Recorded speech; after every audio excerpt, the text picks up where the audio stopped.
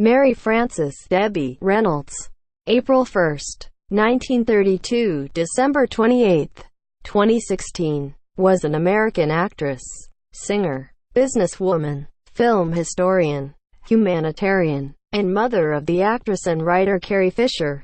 She was nominated for the Golden Globe Award for Most Promising Newcomer for her portrayal of Helen Kane in the 1950 film Three Little Words, and her breakout role was her first leading role as Kathy Selden in Singin' in the Rain, 1952. Other successes include The Affairs of Dobie Gillis, 1953, Susan Slept Here, 1954, Bundle of Joy, 1956 Golden Globe nomination, The Catered Affair, 1956 National Board of Review Best Supporting Actress winner, and Tammy in The Bachelor, 1957, in which her performance of the song Tammy reached #1 on the Billboard music charts. In 1959, she released her first pop music album, titled Debbie. She starred in How the West Was Won, 1962, and The Unsinkable Molly Brown, 1964, a biographical film about the famously boisterous Molly Brown. Her performance as Brown earned her a nomination for the Academy Award for Best Actress. Her other films include The Singing Nun, 1966, Divorce American Style, 1967, What's the Matter with Helen, 1971, Charlotte's Web, 1973, Mother, 1996, Golden Globe nomination, and In and Out, 1997. Reynolds was also a cabaret performer.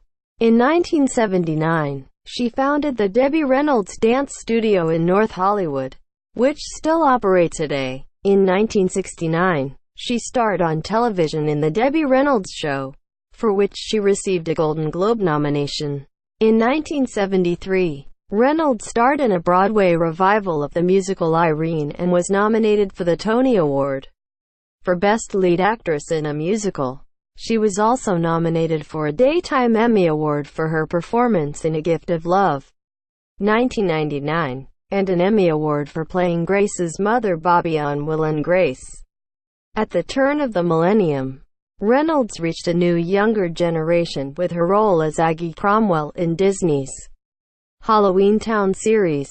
In 1988, she released her autobiography, titled Debbie, My Life. In 2013, she released a second autobiography, Unsinkable, a memoir. Reynolds also had several business ventures, including ownership of a dance studio in a Las Vegas hotel and casino.